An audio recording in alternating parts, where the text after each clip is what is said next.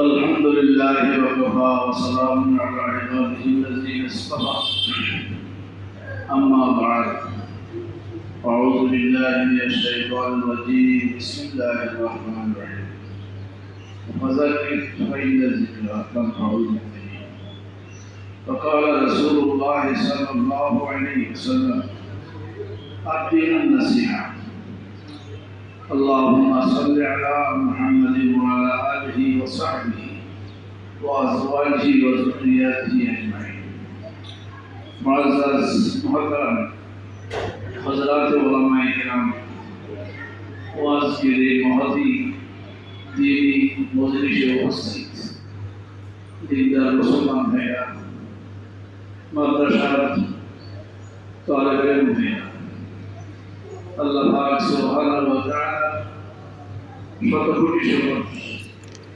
আমাদেরকে বরকতময় এক মজলিসে উপস্থিত হওয়ার তৌফিক দান করেছে। অন্তরের গভীর থেকে শুকরিয়া আদায় করছি আলহামদুলিল্লাহ। এই সাআদাত বজুরি বাজুনিস তানা বখশন খুদায় বখশিন্দা, এগুলা কারো গায়ের জোরে সম্ভব হয় না। আল্লাহ পাক যাকে তৌফিক দান করেন এটা তার ভাগ্যেই জোটে। আল্লাহ পাক আমাদেরকে বিভিন্ন নেয়ামত দিয়া মালামাল করছেন। আমরা সৃষ্টি জগতে সৃষ্টির সেরা মানুষ। আমাদেরকে ঈমান আর ইসলামের অমূল্য দৌলত নসিব করছেন। আমাদেরকে আখিরি জামানার নবী জনাবে মুহাম্মদুর রাসূলুল্লাহ সাল্লাল্লাহু আলাইহি ওয়াসাল্লামের উম্মতি হওয়ার সৌভাগ্য দান করছেন। সর্বশেষ এবং সর্বশ্রেষ্ঠ আসমানি কিতাব আল্লাহ পাক আমাদেরকে দান করছেন। আমরা যেদিকে তাকাই আমরা ভাগ্যবান আর ভাগ্যবান। আর অতিরিক্ত আরেকটা যে আমরা কোরআন হাদিসের সাথে সম্পৃক্ত হওয়ার আল্লাহ পাক আমাদেরকে তৌফিক দান করছেন। কোরআন কারীমের আয়াতে আছে ওয়াল্লাযীনা উতুল ইলমা দারাজাত ইয়ারফাইল্লাহুল্লাযীনা আমানু বিনকুম, যে মানুষেরা তোমাদের থেকে যারা ঈমানদার আল্লাহ তাআলা এদেরকে অন্যদের থেকে উঁচু করছেন। ওয়াল্লাযীনা উতুল ইলমা দারাজাত, আর যাদেরকে ইলম দেওয়া হয়েছে এরা সাধারণ ঈমানদারদের থেকে অনেক অনেক উঁচু পর্যায়ে আছে। দারাজাতের তাফসীর মুফাসসিরিনে কেরাম লেখেন মিনাল আরদি ইলা সামা, জমিন থেকে আসমান পর্যন্ত যতদূর দূরত্ব এক এক দারাজাত দূরত্বের। আমি মাঝে মধ্যে এক্সাম্পল দিই, আমাদের দেশে যারা আইন শৃঙ্খলার কাজে নিয়োজিত সর্বনিম্ন হইল চৌকিদার। সর্বনিম্ন কি? চৌকিদার। আর সর্বোচ্চ যদি আমরা ধরি এক হিসাবে সেনাবাহিনীর প্রধান, এরাও দেশের শৃঙ্খলার কাজে নিয়োজিত। এখন তো এদেরকে আমরা পথে ঘাটে দেখি, এদেরকে পাওয়ার দিয়ে রাখছি, নাহলে দেশকে শৃঙ্খলায় রাখা কঠিন হবে। তাহলে চৌকিদার আর সেনাবাহিনীর প্রধানের মধ্যখানে কদ্দুর বেশক যদি জিজ্ঞেস করা হয় তাহলে এটা অকল্পনীয় বেশক। একজনের সাথে আরেকজনের তুলনাই হয় না। একজন সাধারণ মুমিন আর একজন আলেম তার মধ্যখানে এরকম বেশক। এক দরজার বেশক না, দারাজাত। এটাই জামায়ে কাসরাত, অসংখ্য অগণিত দরজা। কারণ এই আলেম হলো ওয়ারাসাতুল আম্বিয়া, নবীর ওয়ারিস। নবী তো দুনিয়া থেকে গেছেন, কিয়ামত পর্যন্ত কোনো নবী আসবে না। তাহলে নবীর এই দায়িত্বটা টাইয়া কিয়ামত পর্যন্ত অব্যাহত রাখে। এই দায়িত্বটা নবী আর কাউকে দেন নাই, নবী আলেমদেরকে দিছে। আল উলামা ওয়ারাসাতুল আম্বিয়া। এই জন্য নবীর ওয়ারিস হইতে পারা এটা কি যেন তেন কথা? এটা তো যেন তেন কথা না। আজকে মাদ্রাসার মধ্যে যারা পড়ে এক পর্যায়ে দাওরা ফারিগ হয়, ফতোয়া বিভাগে ৩-৪ বছর পড়ে, হাদিস বিভাগে আরো ৩-৪ বছর পড়ে, আরো কত পড়া আছে। এগুলা শেষ করার পরে আমরা তাকে আলেম বলি। এই যে একজন আলেম আপনাদের সামনে আছে, অনেক আলেম, কমাস কম দাওরা পর্যন্ত পড়তে হইলে ২৫ বছর সময় লাগে। কত বছর? 25 বছর।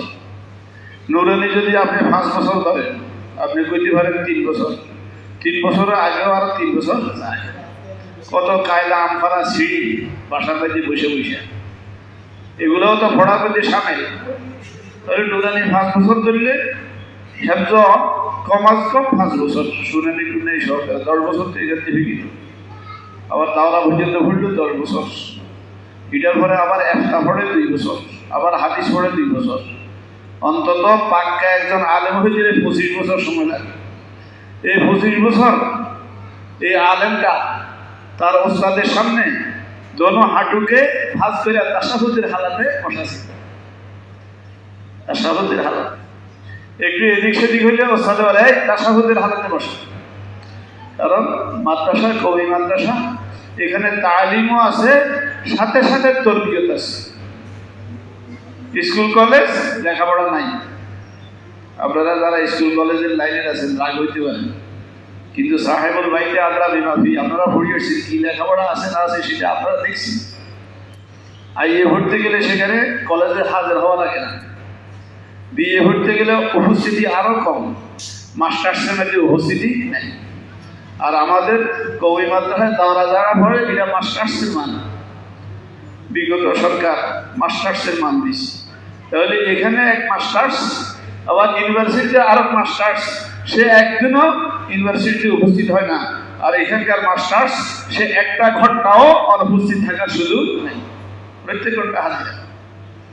আপনারা যারা মাদ্রাসার সাথে সম্পৃক্ত আছে আসা যাওয়া করে, আপনারা দেখেন যে মাস্টার্সের আমাদের মাস্টার্সে একদিনও অনুপস্থিত নেই।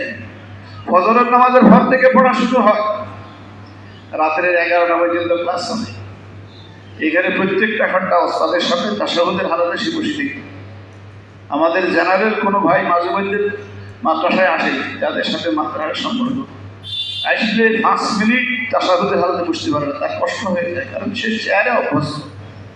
আমরা বুঝি, অনেক সময় বলি যে এই একটা চেয়ার আগে যাও, ওনার তো কষ্ট হয়ে গেছে, চেয়ারে বসতে পারে। তো এই ছেলেটা তো 25 বছর পর্যন্ত তাশাহুদের হালাতে, যেটা উনি 5 বছর পরে না, এটা 25 বছর লাগাতার এই ছেলেটা তাশাহুদের হালাতে পড়েছে। পড়ার পরে যখন পরিশ্রম করে পারে হয়েছে, আমরা বলি যে এই আলেম হয়েছে। আর এই আলেমরাই হলো নবীর ওয়ারিস। নবীর ওয়ারিস হইলে কি আর কাঠখড়ি পড়ানো লাগছে অনেক। এবং এলেমের কি শেষ আছে? মিনাল মাহাদে ইলাল লাহাদ, ঢুল্লি থেকে শুরু করি কবরের পাড় পর্যন্ত যদি 24 ঘন্টা এলেম অন্বেষণে লিপ্ত থাকে, তাহলে এলেমের মহাসাগর থেকে সে এক বিন্দু কমাইতে পারে নাই। তাহলে এই এলেম বলতে চাইছিলাম যে এই আলেম ওলামা এরা ওয়ারাসুল আম্বিয়া, নবীর ওয়ারিস হওয়া এটা জেনে তেন ব্যাপার। জুব্বা একটা গায়ে দিল, দাঁড়িয়ে লম্বা হইল, আমল করে, মাসওয়াজ নামাজ পড়ে না, সে যদি দাবি করে যে আমি ওয়ারাসুল আম্বিয়া, না, মিথ্যা কথা। এ কখনো ওয়ারিসুল আম্বিয়া হইতে পারে না। নবীর ওয়ারিস যেটা ঢাকা টু চিটাগাং 30টা বগির একটা মেন ট্রেন, এটার ইঞ্জিন আর বগি দুটোর মধ্যে বেশি আছে। এই আলেমরা হলো ইঞ্জিন, পুরা মুসলিম জগতের এরা হইল ইঞ্জিন, আর সাধারণ যারা আছে এরা হইল বগি। এখন ইঞ্জিন যদি বেকার হয়ে যায়, মধ্যবর্তী রাস্তায় বগি থেমে থাকবে, 1 ইঞ্চিও এদিক সেদিক হওয়ার সুযোগ নেই। এই জন্য যারা আলেম ওলামা আছেন, আপনারা এখানে অধিকাংশই আলেম ওলামা শুকর গুজার হওয়া দরকার যে আল্লাহ পাক আমার ভাগ্যকে অত্যন্ত উঁচু রাখছে, আমাকে নবীর ওয়ারিস হওয়ার সেই জায়গায় আমাকে নিয়ে এসছে। এই জন্য চেষ্টা করা। ওয়াল্লাযীনা উতুল ইলমা দারাজাত, যাদেরকে আপনি উপরে বসেন, আপনারা রাহাতের সাথে বসেন।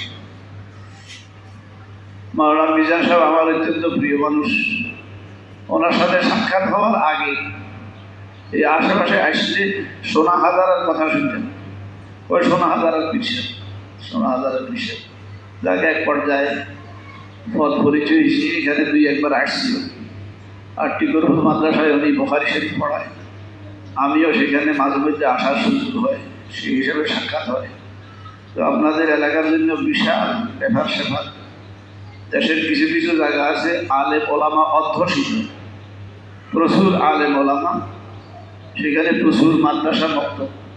কিন্তু এই জাতীয় অঞ্চলগুলা এখনো প্রচুর আলেম ওলামার জায়গা হয়নি, আস্তে আস্তে হবে। ওনার দাদা খুব বুজুর্গ আদমি ছিলেন, আবার ওনার বাপ বড় আলেম ছিলেন। সে বংশানুক্রমে আল্লাহ পাক ওনাকেও বড় বানাইছেন। ফাজিলে দেওবন্দ বড়দের সাথে সম্পর্ক, বিশাল ব্যাপার স্যাপার। আপনাদের কপাল অত্যন্ত ভালো যে এলাকায় এই জাতীয় আলেম নাই। শয়তানের খপ্পরে শয়তান একবার এই দিকে কাইট করে, একবার ওই দিকে কাইট করে। একজন আলেম থাকলে কাজে অকাজে ওনার কাছে আইসা জীবনের গতিকে ঠিক রাখা যায়।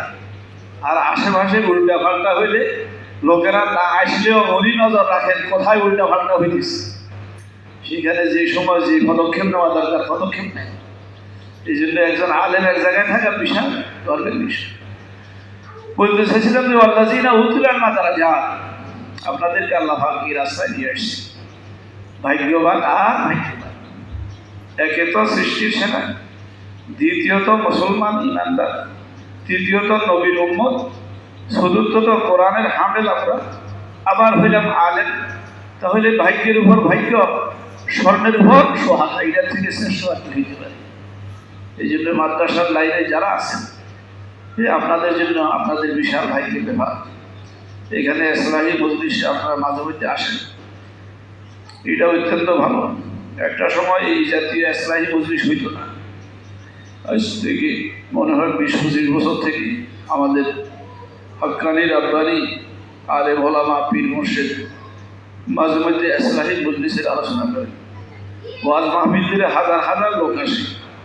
সেখানে সাধারণ কিছু পাবলিক থাকে, এদের নজর থাকে যে এখানে এই কার সুর ভালো, সুরটা দেখার জন্য আসে। এবার কর্তৃপক্ষ হাজার চেষ্টা করলে এদের রুচির দিকেও খেয়াল করতে হয়, এটাও দরকার। এই লোক তো জিন্দিগিতে কোনো ওয়াজ মাহফিলে আসে নাই, আইসা হয়তো এখান থেকে কিছু নিবে। কিন্তু আসলে ইসলামী কাজ যেটা, ওই সমস্ত মাহফিল বড় মাহফিলে করাটা মুশকিল হয়। মাঝে মধ্যে এই আলেম ওলামারা নিজেদের এলাকায় এরকম ডাকেন 2 মাস পর 3 মাস পর, তাহলে আলেম ওলামারা আইসা কিছু কথাবার্তা বলল, ইসলাহের কাজটা হয় ভালো, খুব ফায়দা হয়। তো সেই হিসেবে আপনারা আসছেন। মাদ্রাসা বক্তব্যের এলাকার লোকজন এখানে বেশি। আপনারা যে যে দায়িত্বে আছেন, মাদ্রাসায় আছেন, এটা বিশাল ব্যবস্থা আছে।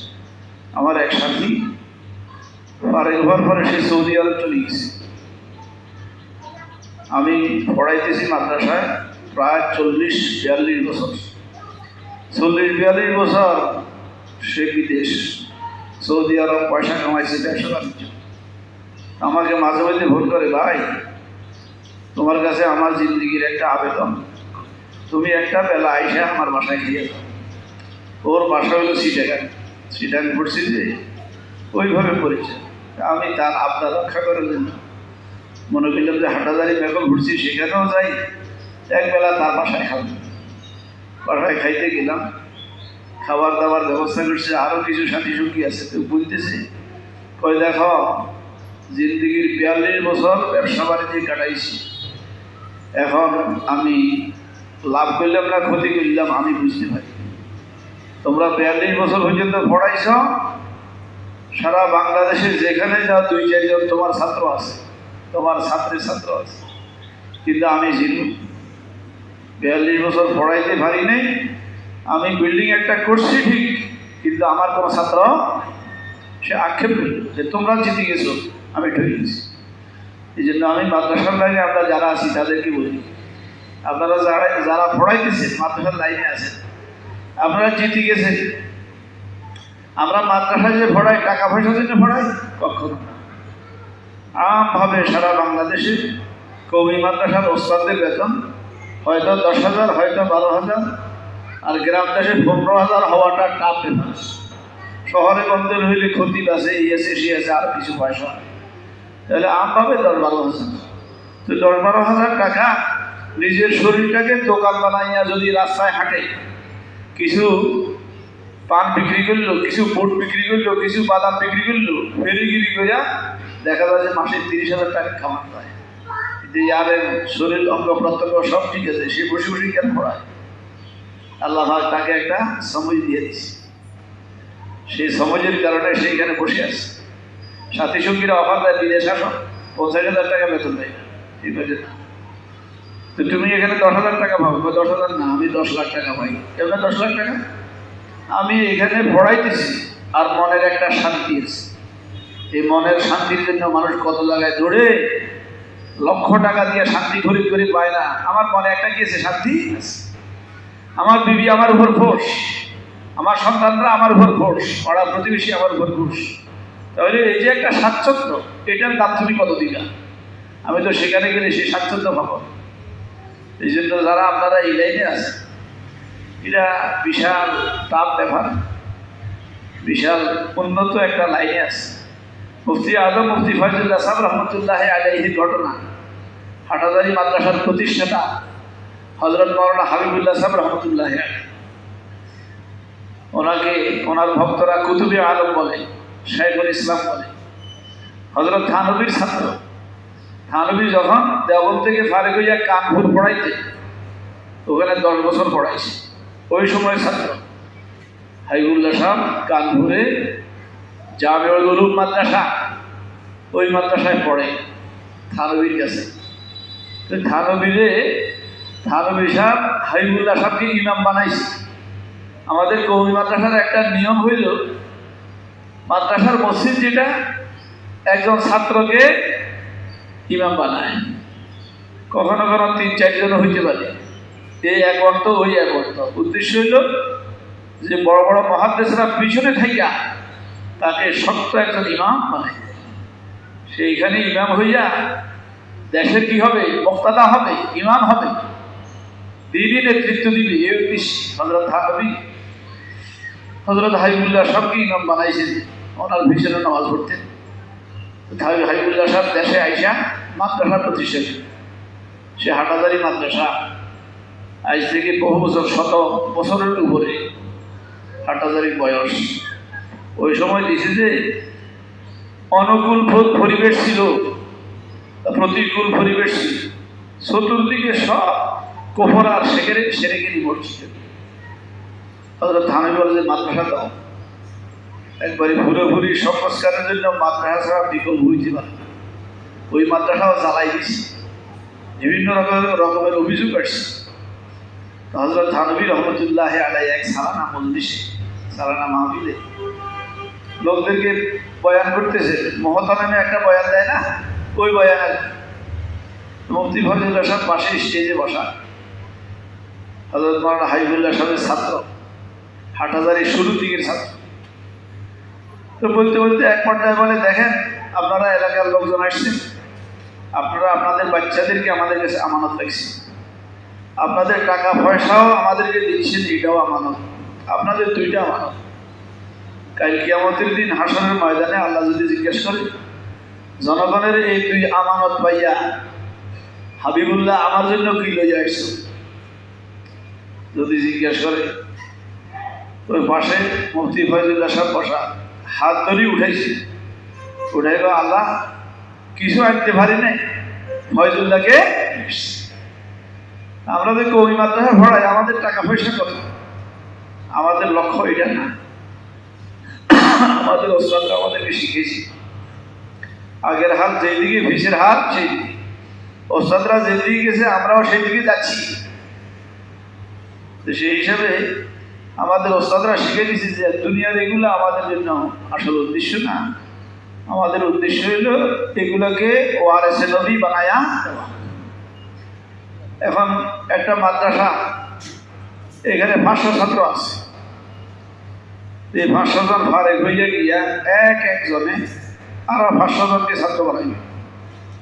তাহলে জ্যামিতিক হারে 210 বছর পরে কত সংখ্যা হইতেছে। হাসরের ময়দানে এই লোকে যে উঠবো, তার আমল নামার মধ্যে কতগুলো সব দেখবে। তো জিজ্ঞেস করি, কইব যে আল্লাহর কাছে, আল্লাহ এত সব করতে চাইলো, আমি তো এত আমল করি নাই। ওই যে তুমি আমল করো ঠিকই, তবে তুমি যে মাদ্রাসা দিয়ে আসছো, তোমার ছাত্ররা যে মাদ্রাসা দিয়েছে, দিনই খেদমতে যে ছিল, এরা চতুর্দিকে দিনের কাজ করছে, সবাই আমলের একটা হেসা তোমার আমল নয় আসছে। আমরা সে আশা নিয়ে আছি, আমরা সেই জন্য দিন রাত এটার পিছনে কি দিতেছি, পরিশ্রম। হযরত মাওলানা নূর হোসেন কাসেমী রহমতুল্লাহ আলাইহি আমাদের আকাবেরদের কাতারে শামিল হয়ে গেছে। মানুষ থাকতে বুঝে আসে না, চলে গেলে কদর বুঝে আসে। নূর হোসেন কাসেমী সাহেব বলতো, পড়ানেওয়ালা বহুত, গড়ানেওয়ালা কম। অনেকে ভড়াই দিতে পারে, ডিউটি পালন করে, যে হাজিরা খাতে আমার একটা নাম থাকবে, আমি যে দস্তখত দিব, সকাল 10টা থেকে 4টা পর্যন্ত আমার ডিউটি, এই ডিউটি আমাকে পালন করতে হবে। আইসা আইসা পড়াইয়া দিয়ে যায়, এটা হলো পড়ানি। আর এটা হলো গড়ানি। একটা মানসিকতা নিয়ে পড়ানো, যে আমি এই ছাত্রগুলাকে পড়াই দিচ্ছি, প্রত্যেকটাকে আমি একবার স্বর্ণের টুকরা বানাইয়া ছেড়ে দেব, আমি আলেম বানাইয়া ছেড়ে দেব। সেই মানুষগুলাই পড়াবো। আপনি মিজান পড়ান, 10 জন ছাত্র আছে, এর সমস্যা কি? আপনার 1 জন 2 জনে শিখে করতে পারে, আর গুলো পারে না, ব্যাপারটা কি? পারবে না কেন? পাইবে, সে পাইবে না কেন? আপনি একটু তাওয়াজ্জু দিলে সে পাইবে। মিজান পড়া, তাইসির পড়া, অল্প ছাত্র হলে সুবিধা। প্রত্যেকদিন প্রত্যেকের থেকে সবক শোনা, ছোট বলা বাইরের থেকে সবক না শুনলে সে জিন্দিগিতেও ইয়াদ করবে না। তার মধ্যে একটা অলসতা আছে, অবহেলা আছে। আপনাকে স্ট্রং হইতে হবে, যে ঘন্টায় গিয়া প্রথমে 10-15 মিনিট পর্যন্ত প্রত্যেকের দাঁড় করাইয়া সবকের শুরু হইতে শেষ পর্যন্ত শুনব। তাহলে আপনার যে খারাপ ছেলেটা এটা ভালো হয়ে যাবে। যে ভরতে চায় না, অবহেলা করে, বাড়িতে চলে যায়, তাকে মাইক ধরে দিয়া আপনি হয়তো আয়ত্ত করতে পারবেন। তাকে আদর্শ হাত দেন, তাকে একটু মায়া দেন, এলেমের গুরুত্বটা বুঝান। এই ছেলেটা যদি এরকম দুষ্টামি মেয়ে থাকে, একসময় চুপ ধরে যাবে। আর আপনি আদর্শ হাত দিয়া যদি তাকে লাইন ধরাই দিতে পারেন, সে যদি এলেমের মজা ভাইয়া যায়, তাহলে তাকে আর বাড়ি থেকে ডেকে আনা লাগবে না। এবং এই ছেলেটা মানুষ যখন হয়ে যাবে, তখন যে কোনো মজলিসে আলোচনা উঠলে সে কদমে কদমে আপনার কথা শিখে যাবে। আমি তো নষ্ট হয়ে গেছিলাম, আমার ওই ওস্তাদের দয়া এবং সম্পদে আমি আলেম হইতে পারছি। এরকম ভাবে চেষ্টা করেন না। চেষ্টা করে দেখা যায় যে গ্রামে গঞ্জের মাদ্রাসা থেকে আমাদের রহমানিয়া মাদ্রাসায় যায়, ভালো মাদ্রাসাগুলোতে যায়। 100 ছাত্র আছে, ভুলাল ছাত্র, একটা ছাত্র কোন গ্রামের থেকে এসে ভর্তি হয়েছে, সে